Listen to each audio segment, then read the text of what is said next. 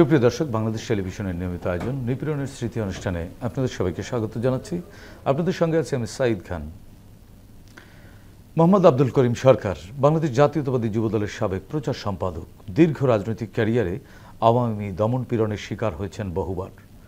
রাজনৈতিক ও প্রশাসনিক সেই সব নিপীড়ন তার ব্যক্তিগত ও পারিবারিক জীবনকে তছনছ করে দেয়। নিপীড়নের দীর্ঘ সেই ঘটনাগুলো থেকে সামান্য স্মৃতি তুলে ধরতে তিনি হাজির হয়েছেন আমাদের আজকের অনুষ্ঠানে। তার মুখেই শুনব কেমন ছিল ফ্যাসিস্ট হাসিনা আমলের সেই সব দিনগুলোর স্মৃতি। দর্শক, এছাড়াও আমাদের মাঝে উপস্থিত রয়েছেন ঢাকা বিশ্ববিদ্যালয়ের আইন বিভাগের শিক্ষার্থী আশিকুর রহমান জিম, যিনি 14 জুলাই পর্যন্ত ছিলেন একজন ছাত্রলীগ নেতা। এরপর ক্যাম্পাসে সাধারণ শিক্ষার্থীদের উপর ছাত্রলীগ হামলা করলে প্রতিবাদী জিম দল থেকে পদত্যাগ করেন, যোগ দেন কোটা সংস্কার আন্দোলনে। তারপর আন্দোলনের একজন সমন্বয়ক হিসেবে রাখেন গুরুত্বপূর্ণ ভূমিকা।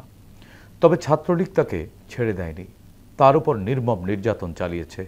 নির্যাতনের সেই সব দিনগুলোর স্মৃতি তুলে ধরতে তিনিও হাজির হয়েছেন আজকে আমাদের অনুষ্ঠানে। আব্দুল করিম সরকার, আপনাকে স্বাগত জানাচ্ছি। জি, আপনাকেও ধন্যবাদ জানাচ্ছি। আশিকুর রহমান জিম, আপনাকেও স্বাগত জানাচ্ছি। ধন্যবাদ।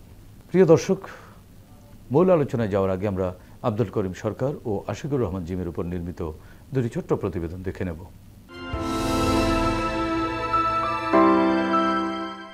কেন্দ্রীয় যুবদলের সাবেক প্রচার সম্পাদক আব্দুল করিম সরকারের জন্ম ময়মনসিংহের ফুলবাড়িয়া উপজেলার এনায়েতপুর গ্রামে। তার বাবার নাম সৈয়দ আলী ও মায়ের নাম মালেকা আলী। 6 ভাই ও 1 বোনের মধ্যে তিনি চতুর্থ। আব্দুল করিম সরকার টাঙ্গাইলের বিন্দুবাসিনী সরকারি উচ্চ বালক বিদ্যালয় থেকে এসএসসি, সখীপুরের মুজিব কলেজ থেকে এইচএসসি শেষ করে ভর্তি হন ঢাকা বিশ্ববিদ্যালয়ের রাষ্ট্রবিজ্ঞান বিভাগে।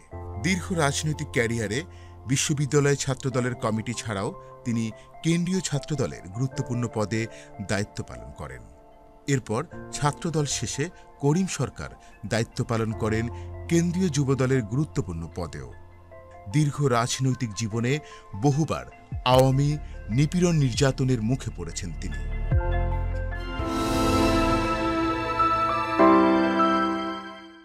মোহাম্মদ আশিকুর রহমান জিমের গ্রামের বাড়ি গাইবান্ধার সাদুল্লাপুর উপজেলার বকশীগঞ্জ গ্রামে। কৃষক দম্পতি হাবিবুর রহমান ও বিউটি বেগমের 3 সন্তানের মধ্যে জিম বড়। তার ছোট 2টি বোন রয়েছে। জিম স্থানীয় বকশীগঞ্জ একে হাই স্কুল থেকে 2018 সালে এসএসসি এবং 2020 সালে রংপুর কারমাইকেল কলেজ থেকে এইচএসসি পাশ করে ঢাকা বিশ্ববিদ্যালয়ের আইন বিভাগে ভর্তি হন। শিক্ষা জীবনের শুরুতেই বিশ্ববিদ্যালয়ের আবাসিক হলে ওঠেন আশিকুর রহমান জিম। তারপর এক প্রকার বাধ্য হয়ে জড়িয়ে পড়েন ছাত্রলীগের রাজনীতির সঙ্গে। তবে 24 জুলাইয়ে ক্যাম্পাসে বৈষম্য বিরোধী ছাত্র আন্দোলন শুরু হলে তিনি ছাত্রলীগ থেকে পদত্যাগ করে সেই আন্দোলনে যোগ দেন। এরপর তার উপর নৃশংস হামলা চালায় ছাত্রলীগ। প্রায় 15 দিন বিছানায় পড়েছিলেন তিনি। আগস্টের প্রথম থেকে আবারও আন্দোলনে সক্রিয় হলেন তিনি। গণ অভ্যুত্থান সফল হওয়ার পেছনে আশিকুর রহমান জিমের অসামান্য অবদান রয়েছে। প্রতিবেদন দুটি দেখলাম, এবার শুনব তাদের সঙ্গে ঘটে যাওয়া সেই বিভীষিকাময় স্মৃতিগুলো। শুরুতেই যাচ্ছে আব্দুল করিম সরকার, আপনার কাছ থেকে। আব্দুল করিম সরকার, আপনি তো অনেক বছর যাবত রাজনীতির সাথে জড়িত, আপনি রাজপথের আন্দোলনের সাথে জড়িত। এই দীর্ঘ ফ্যাসিজম বা দীর্ঘ দুঃশাসন 15 বছর 7 মাস এর আগে 1/11 সেই কালো সময়, সবটা সময়ই আসলে আপনাদের মতো যারা বিরোধী দলের রাজনীতির সাথে জড়িত ছিলেন আপনাদের জন্য খুব বেশি সুখকর ছিল না সময়টা। এখানে স্মৃতি বলতে কিছু নেই, সবই দুঃসহ স্মৃতি এবং ভয়ঙ্কর সব দিনগুলোর সাথেই আপনাদের অতিক্রম করতে হয়েছে। কেমন ছিল সেই সময়গুলো? স্মৃতি তো অনেক রয়েছে আমাদের জীবনে। যেমন বিগত ফ্যাসিস্ট একটা খুনি হাসিনা সরকার ছিল, দীর্ঘ 16 বছর প্রায় একটি অবৈধ ফ্যাসিস্ট সরকার ক্ষমতায় ছিল। তাছাড়া 1/11 সময় আমার একটি কথা না বললেই নয়। যখন 1/11 আসলো তখন আমি ঢাকা বিশ্ববিদ্যালয়ের মাস্টারদা সূর্যসন হল ছাত্রদলের সাধারণ সম্পাদক হিসেবে দায়িত্ব পালন করছি। যখন আমাদের বিএনপির ভারপ্রাপ্ত চেয়ারম্যান দেশনায়ক জননেতা তারেক রহমান সাহেবকে গ্রেপ্তার করা হয় যেদিন রাত্রে, তারপরের দিন ভোরবেলায় আমরা ঢাকা বিশ্ববিদ্যালয়ে একটি মিছিল করেছিলাম গ্রেপ্তারের প্রতিবাদে। সর্বসাকল্যে বিশাল সংখ্যক লোক ছিল না, তারপরও সেই মিছিল শেষ করা মাত্রই আমরা হয়তো অন্য জায়গায় ক্যাম্পাস ছেড়ে অন্য বুয়েটে আমরা আশ্রয় নিয়েছি, নাস্তা খেয়েছি। ইন দ্য মিন টাইম এই সময়ে আমরা জানতে পারি যে আমাদের হলে ওই সময়কার পুলিশ বাহিনী, র্যাব, ডিবি তারা হামলা করেছে, আমার রুম তছনছ করেছে। আমার রুমে শহীদ রাষ্ট্রপতি জিয়াউর রহমান, দেশনেত্রী বেগম খালেদা জিয়া এবং বিএনপির ভারপ্রাপ্ত চেয়ারম্যান দেশনায়ক তারেক রহমানের ছবি ছিল। সেই ছবিগুলি পায়ে পিষ্ট করে সেই ছবিগুলো নষ্ট করেছে এবং সমস্ত রুম তছনছ করেছে। ইন দ্য মিন টাইম আমি যেহেতু আমার মোবাইল তখন খোলা ছিল, ওই সময়ে মোবাইল ট্র্যাকিং করা এই প্রযুক্তিটা হয়তো ছিল না, যে কারণে আমরা সচরাচর ওই সময় মোবাইল বন্ধ রাখতাম না। মোবাইলের মাধ্যমে খোঁজখবর পেলাম যে আমার রুমে তখন হয়েছে। ঢাকা বিশ্ববিদ্যালয়ে তখন সেদিন বিএনপির ভারপ্রাপ্ত চেয়ারম্যান দেশনায়ক তারেক রহমান গ্রেপ্তার প্রতিবাদে আমরাই মনে হয় ঢাকা বিশ্ববিদ্যালয় সারা বাংলাদেশের মধ্যে সেটি হলো ১/১১-এর ঘটনা। আর পরবর্তীতে যখন আপনার এই ফ্যাসিস্ট সরকার, খুনি হাসিনা সরকার ক্ষমতায় আসে ২০০৮ সালের ডিসেম্বরে, শুরুতেই প্রথম যখন বিএনপির হরতাল ডাকা হয় সম্ভবত ২০১০ সালের ২৭ এপ্রিল বা ২৭ জুন এই দিকে হবে, শাহবাগে আমাদের উপর, আমাদের তৎকালীন বিএনপির ছাত্র বিষয়ক সম্পাদক, তখন আমি ছাত্রদল কেন্দ্রীয় সংসদের সহ আন্তর্জাতিক বিষয়ক সম্পাদকের দায়িত্ব পালন করেছি। আমাদের ছাত্রদল কেন্দ্রীয় সংসদের তখন সভাপতি ছিলেন সুলতান সালাউদ্দিন টুকু, সাধারণ সম্পাদক ছিলেন আমিরুল ইসলাম খান আলিম। ওনারা এখন জাতীয় রাজনীতিতে অধিষ্ঠিত। ওই মিছিলের সময় আমরা যখন মিছিলের স্বভাবতই আমরা যেহেতু হরতাল কর্মসূচি পালন করছি, আমাদের তৎকালীন ছাত্র বিষয়ক সম্পাদক শহীদুদ্দিন চৌধুরী এনিভাইয়ের নেতৃত্বে আমরা ওই শাহবাগ মোড়ে আমরা পিকেটিং করার জন্য যাই। ইন দ্য মিন টাইম আমাদেরকে ছাত্রলীগ সহ পিজি হাসপাতালের যত সকল কর্মকর্তা ছিল, সকল কর্মকর্তা কর্মচারীরা মিলে আমাদের উপর হামলে পড়ে এবং আমাদের অনেকে বেধড়কভাবে পিটিয়ে রক্তাক্তভাবে জখম করে। আমি তখন সামনের দিকে একটু পশ্চিম দিকে আজিজ সুপার মার্কেট, সেই আজিজ সুপার মার্কেটের গলিতে আমরা অবস্থান নিই। আমি আজকে বর্তমান বাংলাদেশ জাতীয়তাবাদী কৃষক দলের সাধারণ সম্পাদক শহীদুল ইসলাম বাবুল ভাই সহ আমরা মোটামুটি প্রায় ৩০-৪০ জন ছিলাম। ইন দ্য মিন টাইম একটি গাড়ি ছিল স্বরাষ্ট্র মন্ত্রণালয় লেখা, সেই গাড়িতে আমরা পিকেটিংয়ের এক পর্যায়ে গাড়ি যখন গতিরোধ করার চেষ্টা করি, হয়তো ইট পাটকেল নিক্ষেপ হয়েছে। যেহেতু হরতাল ছিল, গাড়ি বন্ধ রাখার কথা ছিল, তারপরেও সরকারি গাড়ি, সেই হিসেবে হয়তো ইট পাটকেল। পরক্ষণে আমি যখন পার্টি অফিসের দিকে আগাই তখন ইন দ্য মিন টাইম আমি শুনতে পাই যে আমার এক বড় ভাই FM রেডিওতে আমার নাম বলে প্রচার করতেছে যে ছাত্রদল সূর্য শাখার সাধারণ সম্পাদক করিম সরকারের নেতৃত্বে একদল ছাত্র ওই গাড়িতে পিকেটিং করে এবং গাড়িতে ইঞ্জিনিয়ার ছিল, তাকে রক্তাক্ত জখম করে তিনি এখন মৃত্যুশয্যায়। এইরকম আমাকে আমি তখন স্বাভাবিকভাবে আমি ভয় পেলাম এবং মোবাইল টোবাইল বন্ধ করে আমি পরবর্তীতে একটু গোপন আশ্রয়ে গেলাম। ওই সময়ের পরে যখন আমাকে প্রথম একবার গ্রেপ্তার করা হয় আমাদের বিএনপির ভারপ্রাপ্ত চেয়ারম্যান দেশনায়ক তারেক রহমানের বিরুদ্ধে একটি মিথ্যা ও সাজানো মামলায় তাকে যখন সাজা দেওয়া হয়, ওই সাজার প্রতিবাদে সম্ভবত ২০১৫ বা ২০১৪ সালে হবে, সেটি পল্টন পার্টি অফিসের সামনে তৎকালীন ছাত্রদলের সভাপতি ছিল রাজীব আহসান এবং সাধারণ সম্পাদক ছিলেন আকরামুল হাসান মিন্টু। আমি ছাত্রদল কেন্দ্রীয় সংসদের যুগ্ম সাধারণ সম্পাদক ছিলাম তখন। ওই সময় পার্টি অফিসের সামনে আমরা যখন মিছিল করি, ইন দ্য মিন টাইম চতুর্দিক থেকে পুলিশ আমাকে ঘিরে ধরে এবং আমাকে আটক করে গ্রেপ্তার হই। গ্রেপ্তারের সময় থানায় হাজতে আমাদেরকে নিয়ে বিভিন্ন রকমের ভয়ভীতি দেখানো হয়, অত্যাচার নির্যাতন করা হয়, মোবাইল সিজ করা হয়, টাকা পয়সা ছিনিয়ে নেওয়া হয়। আমি যখন গ্রেপ্তার হই তখন ওইখানে আরও 2 জন গ্রেপ্তার হয়েছিলেন আমার পূর্বে। তাদের একজন ছিলেন সিলেট শাহজালাল ইউনিভার্সিটির জাহাঙ্গীর নাম। ও আমাকে দেখে প্রথমে হাউমাউ করে কান্নাকাটি শুরু করে, তারপর একজন একজন করে যখন আমাদেরকে নিয়ে যাওয়া হয় ওসি রুমে নিয়ে যেয়ে আমাদেরকে বসতে দেওয়া হয় না এবং হাত করা বেঁধে চোখ উপরের দিকে না তাকিয়ে নিচের দিকে তাকিয়ে কথা বলতে বলা হয় যে উপরের দিকে, তারপরে বেত্রাঘাত করা হয়। তার পরবর্তীতে সবচেয়ে যে জিনিসটা ভয়ঙ্কর সেটি হলো ২০১৮ সালে আমাদের বিএনপির চেয়ারপারসন দেশনেত্রী বেগম খালেদা জিয়া, আপনারা জানেন যে বকশীবাজারে একটি বিশেষ আদালতের মাধ্যমে একটি মিথ্যা ও সাজানো মামলায় তাকে হাজিরা দিতে হয়েছে। দীর্ঘকাল উনি হাজিরা দিয়েছেন। আমি যেহেতু ছাত্রদল কেন্দ্রীয় সংসদের ওই সময়ে যুগ্ম সাধারণ সম্পাদকের দায়িত্ব পালন করেছি, তখন দেশনেত্রী বেগম খালেদা জিয়ার হাজিরার সময় আমরা তার বহরে থাকতাম, সবসময় শরীক থাকতাম। ইন দ্য মিন টাইম হাইকোর্টে ম্যাডাম হাজিরা শেষ হয়ে ফেরার পথে রায়ের দেওয়ার কয়েকদিন পূর্বে বেগম খালেদা জিয়ার গাড়ি বহরে ওইখানে একটা হামলা হয় এবং ওই একটি পুলিশের ভ্যান থেকে 2 জন আসামি ছিনতাই হয়। সেই আসামি ছিনতাইয়ের মামলায় আমাকে 2 নম্বর আসামি করা হয়, যদিও ওই আসামির মধ্যে আমি ছিলাম না, আমি অ্যারেস্টও ছিলাম না। আমাদের বর্তমান বিএনপি জাতীয় নির্বাহী কমিটির সদস্য ওবায়দুল হক নাসির সাহেব তাকে ওই প্রিজন ভ্যানে আটক ছিলেন, আরেকজন কে ছিলেন আমার ঠিক মনে নেই। কিন্তু আমাকে যখন রাত্রেবেলায় ফোন দিয়ে জানানো হয় যে আমাকে 2 নম্বর আসামি করা হয়েছে, যে প্রিজন ভ্যান থেকে ওবায়দুল হক নাসির সাহেব 1 নম্বর এবং আমি 2 নম্বর আসামি।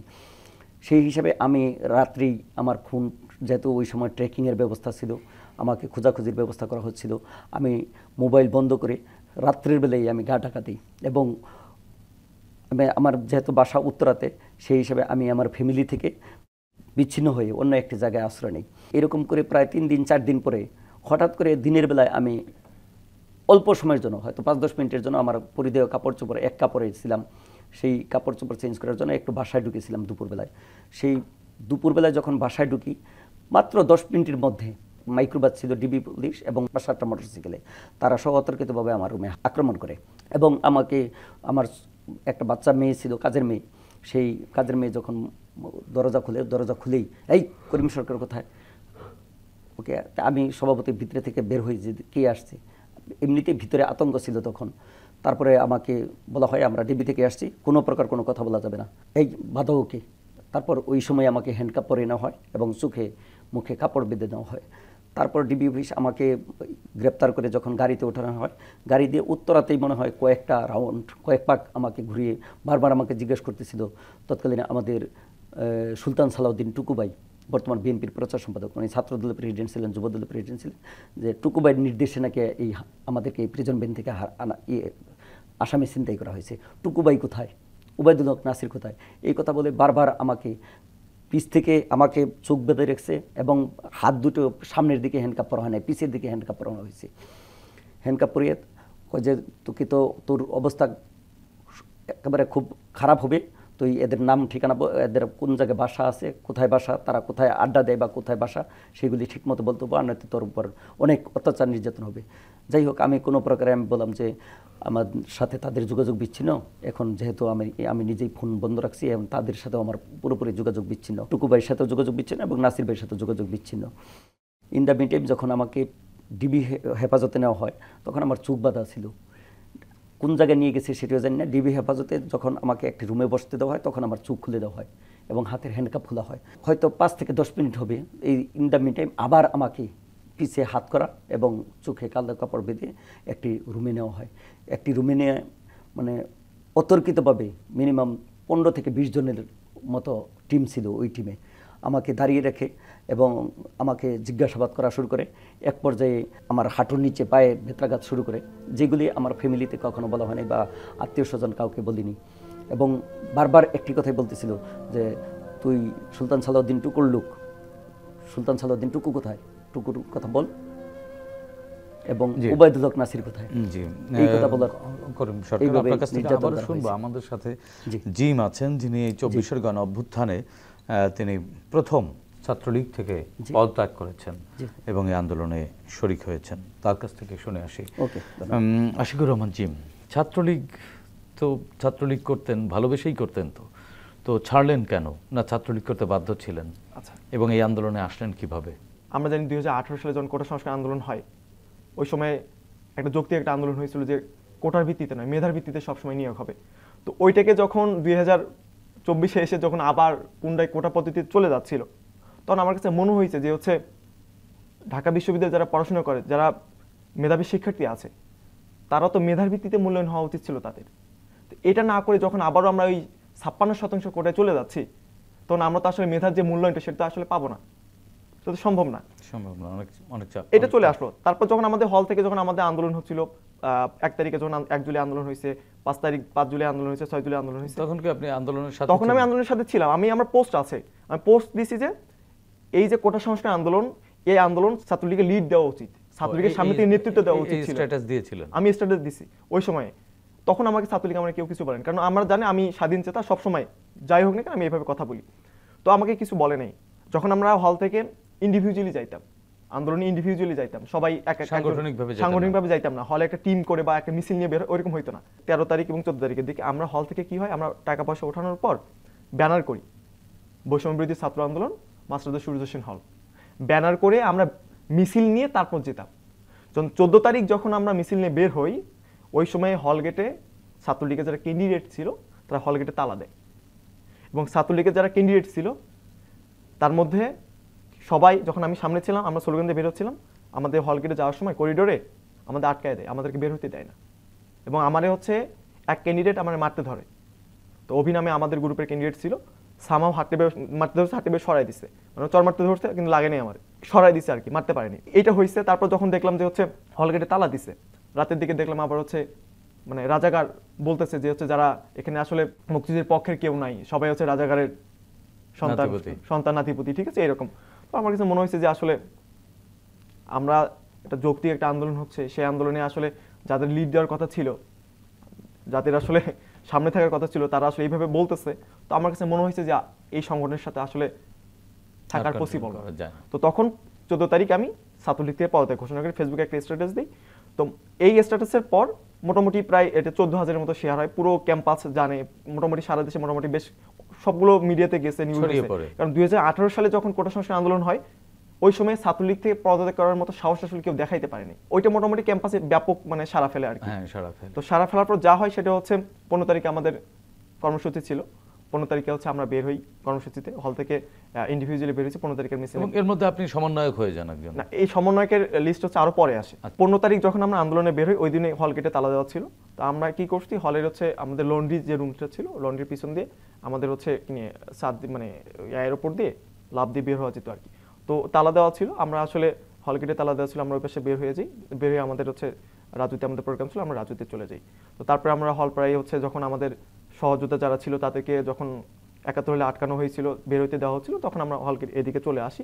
তো ওখান থেকে মোটামুটি ছাত্রলীগের সাথে আমাদের তো একটা পাল্টা ধাওয়া তৈরি হয় আর কি। মানে আপনি ছাত্রলীগের কাউন্টার পার্ট হয়ে গেলেন। মানে আগে থেকে আমি আন্দোলনের সাথে সম্পৃক্ত ছিলেন, কিন্তু 14 তারিখের পর থেকে একেবারেই আনুষ্ঠানিকভাবে প্রতিপক্ষ হয়ে গেলেন। প্রতিপক্ষ বলতে মানে তাদের থেকে যখন পদত্যাগ করছি, আমি আগে থেকে আন্দোলন করছি। 14 তারিখের পর থেকে মোটামুটি একদম ঠিক আছে, না আসলে রাজুতে আন্দোলনে গেলেন। যখন গেলাম তখন হচ্ছে আমরা যখন 71 হলে এদিকে আসি, তখন ছাত্রলীগের সাথে আমাদের ধাওয়া পাল্টা ধাওয়া তৈরি হয়। তো এক পর্যায়ে যখন আমরা মানে ধাওয়া খেয়ে যখন হচ্ছে আমরা ভিসি ওইদিকে যাচ্ছিলাম, তো ওই সময় ভিসি চত্বরের 2টা বাস ছিল, লাল বাস ছিল। তো আমরা আসলে আমাদের এত মানুষজন ছিল, আমরা আসলে 2টা বাসের চিপায় আর কি আটকা পড়ি। ওই 2টা বাসের চিপায় যারা আমরা আটকা পড়ছিলাম, তারা ওখানে মানে আমি মাঝামাঝি ছিলাম, মানে এটা বাস ছিল, এ পাশে 2টা বাস ছিল, মানে আমি বাসের মাঝখানে মোটামুটি ছিলাম। এ পাশেও কিছু মানুষজন ছিল, এ পাশেও কিছু মানুষজন ছিল। তো ওরা সাইড থেকে মানে ইট মারতেছিল, পুরো ইট, মানে অর্ধেকটা ইট পুরো ইট এরকম মারতেছিল। তো মারার পর এমন হয়েছে যে আমার পাশে যে ছিল মাথা এখানে লেগে মানে রক্ত বের হয়ে গেছে, এমন হয়েছে। আমি মানে ভয়ে মানে আমার মানে এমন হয়েছে যে মনে হয় আমি হার্ট অ্যাটাক করবো, এরকম মনে হয়েছে। ভয়ে মাথায় এরকম হাত দিয়ে আমি বসে গেছি ওখানে, ওদের লাগতেছে, বাট আমি বসে যাওয়ার পর আমার ওই সময় কোনো কিছুই লাগে নাই। তারপর ওরা মারতেছিল আর বের করে দিচ্ছিল ওখান থেকে, মারতেছিল আর বের করে দিচ্ছিল। তো যখন সবাই মোটামুটি বের করে দিচ্ছে, তখন মানে আমি ওখানে ছিলাম। তখন আমার হলের যারা ক্যান্ডিডেট ছিল, সৈন্যের রাজনীতি করতো আমার হলের, আরিফ নাম, ও হচ্ছে আমারে দেখতে পাইছে, তুই ছাত্রলীগে পদত্যাগ করছিস, এই কথা বলে আমার মার শুরু। আমি ওই ভিসি চত্বর থেকে মানে আমার মারতে 2-3 জন ছিল আমাদের মারতে, মানে এগুলোতে মারতে, এখানে এখন এখানে দাগ আছে। তো অবস্থা এমন ছিল, পড়ে গেছে 2বার, এগুলোতে মারতেছিল।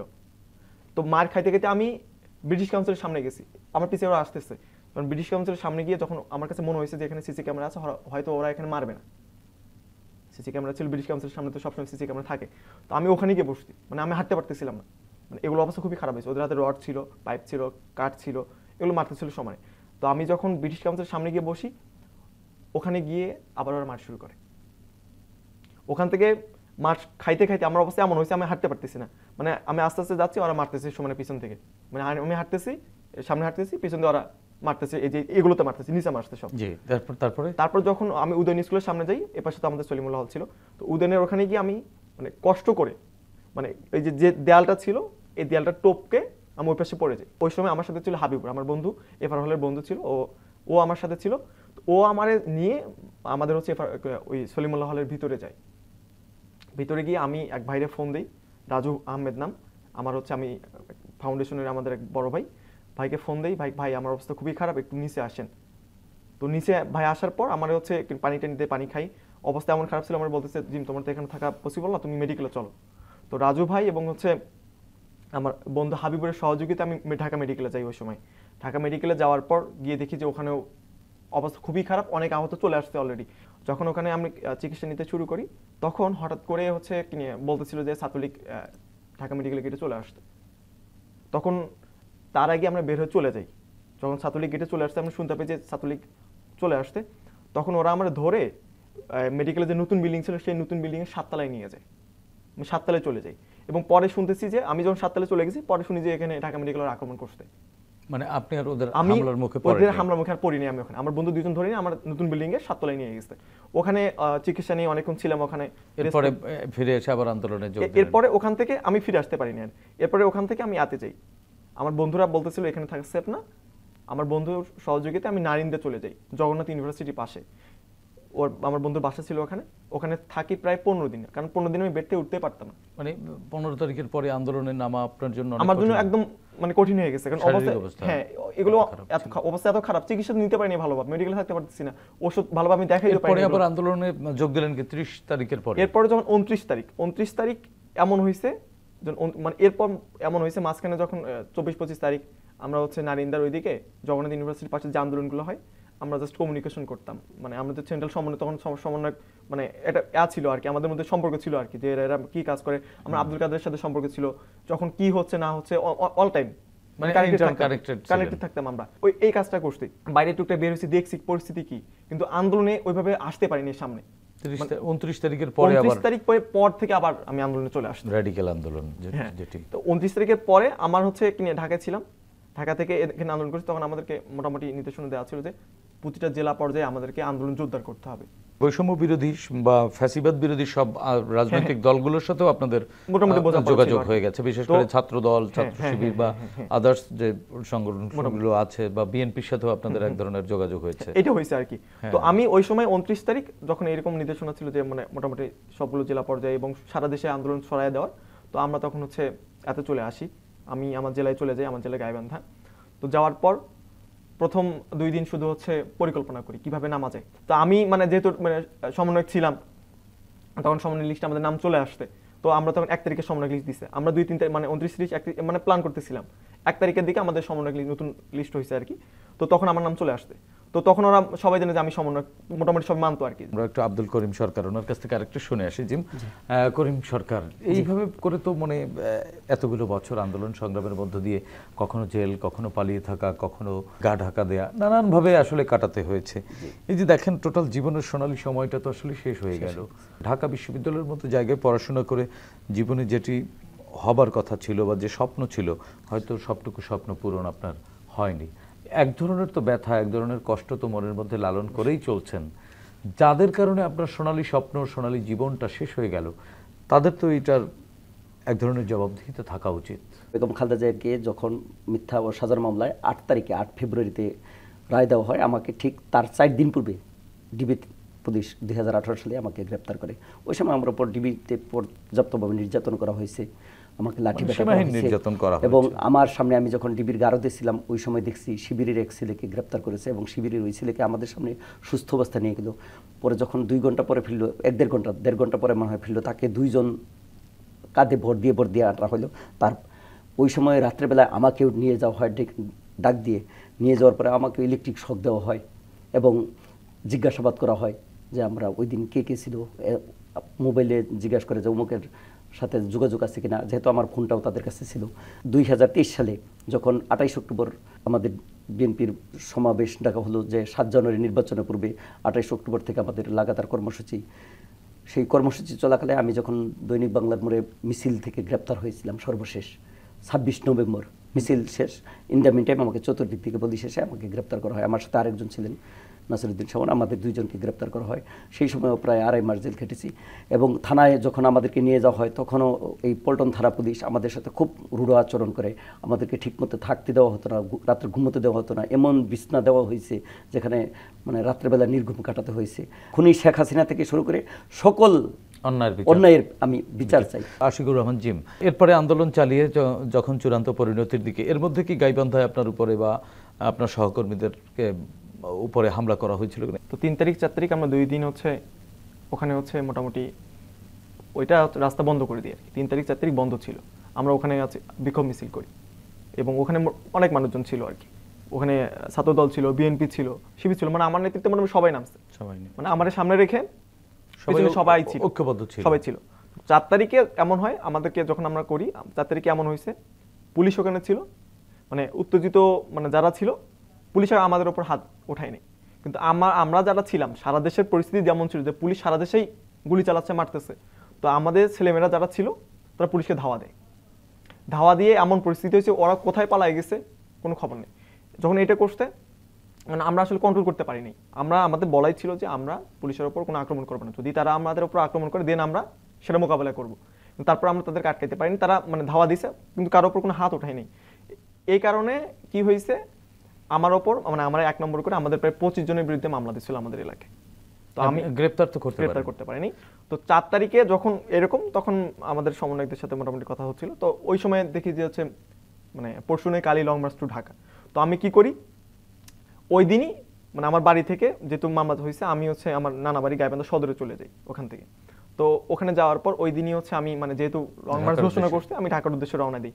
দীর্ঘ লড়াই সংগ্রাম করেছেন শাসক দলের হয়ে, শেষ সময়ে এসে তার যে দুঃশাসন, তার যে অনিয়ম, এগুলো আপনি বুঝতে পেরে সেখান থেকে সরে এসে মানুষের কাতারে দাঁড়িয়ে মানুষের নেতৃত্ব দিয়ে এই প্রিয় স্বদেশ এবং বাংলাদেশের মানুষকে মুক্তির যে লড়াই, সেই লড়াইয়ে নেতৃত্ব দেওয়ার সৌভাগ্য আপনার হয়েছে। তার মানে আপনি একই মানুষ যে ভুল অধ্যায় থেকে আলোতে এসেছেন এবং ভুলগুলো বুঝতে পেরেছেন।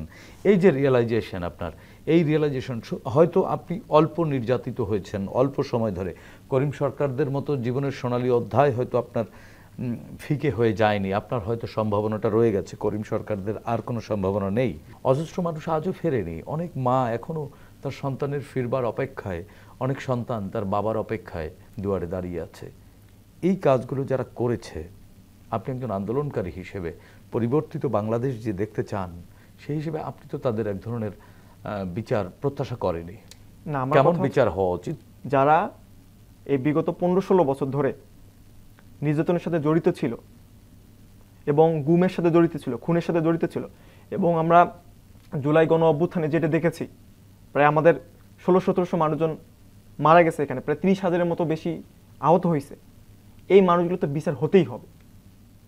এই মানুষগুলোকে যারা আহত করতে, হত্যা করেছে এবং যার নির্দেশে হয়েছে এবং যারা এখানে জড়িত ছিল, আমরা এখনো দেখা যায় প্রকাশ্যে গুলি চালাচ্ছে, যারা গুলি চালাইছে সবার আমি আমার ব্যক্তিগত জায়গা থেকে আমি মনে করি তারা সবার ফাঁসি হওয়া উচিত। আপনি ছাত্রলীগ করেছেন, আপনি ঠিক করেছিলেন। ফ্যাসিস্ট হাসিনা এবং এই দল ছাত্রলীগ এবং হচ্ছে আওয়ামী লীগ বাংলাদেশের রাজনীতিতে তাদের আসলে প্রাসঙ্গিকই না, তারা এই রাজনীতিতে থাকতেই পারে না। বাংলাদেশের রাজনীতি তাদের জন্য না, কারণ বাংলাদেশের রাজনীতি থেকে তাদের আসলে রিলেভেন্ট হওয়ার কোনো ওয়ে আমি দেখি না। আব্দুল করিম সরকার, আপনাকে ধন্যবাদ। জিম, আপনাকেও ধন্যবাদ। আপনার মতো সবার বোধোদয় হোক এবং সংঘর্ষের রাজনীতি, ধ্বংসের রাজনীতির সাথে আর কেউ জড়িত না হোক, সেই প্রত্যাশা আমরা ব্যক্ত করছি। প্রিয় দর্শক, শেখ হাসিনা সময়ের স্রোতে হারিয়ে যাওয়া এক ঘৃণিত স্বৈরাচারের নাম, যিনি নিজের ক্ষমতাকে দীর্ঘস্থায়ী করতে বিরোধী রাজনৈতিক কর্মীদের উপরে চালিয়েছিলেন নিপীড়ন। তার এই নিপীড়ন পৃথিবীর বহু স্বৈরাচারের রক্ত নদীকে করেছে ম্লান, গড়েছে নির্মমতার নতুন রেকর্ড। আব্দুল করিম সরকার ও জিমের অপরাধ ছিল তারা হাসিনা সরকারের অন্যায় আচরণকে প্রশ্রয় দেননি। তারা নিজেদের বিবেক দ্বারা তাড়িত হয়ে পক্ষ নিয়েছেন সত্য ও যুক্তির, স্বপক্ষ ত্যাগ করে দাঁড়িয়েছেন বৈষম্যের বিরুদ্ধে, স্রোতের বিপরীতে দাঁড়িয়ে বলেছেন রাষ্ট্র সংস্কারের কথা। আমাদের প্রত্যাশা 24 পরবর্তী নতুন বাংলাদেশ তাদের এই ত্যাগের যথাযথ মূল্যায়ন করবে, আকাঙ্ক্ষা আর চেতনার প্রতি সম্মান রেখে একটি বৈষম্যহীন রাষ্ট্র ব্যবস্থা বিনির্মাণে কাজ করবে নিরলস। দর্শক, এই অনুষ্ঠানে চাইলে আপনিও যোগ দিতে পারেন। আমাদের ইমেল nipironersriti.btv@gmail.com পাঠাতে পারেন আপনার সঙ্গে ঘটে যাওয়া যে কোনো নিপীড়নের ঘটনা। আগামীতে বাংলাদেশ টেলিভিশনের মাধ্যমে আমরা সেগুলো তুলে ধরব। সে পর্যন্ত সবাই ভালো থাকুন, সুস্থ থাকুন, বাংলাদেশ টেলিভিশনের সঙ্গেই থাকুন। খোদা হাফেজ।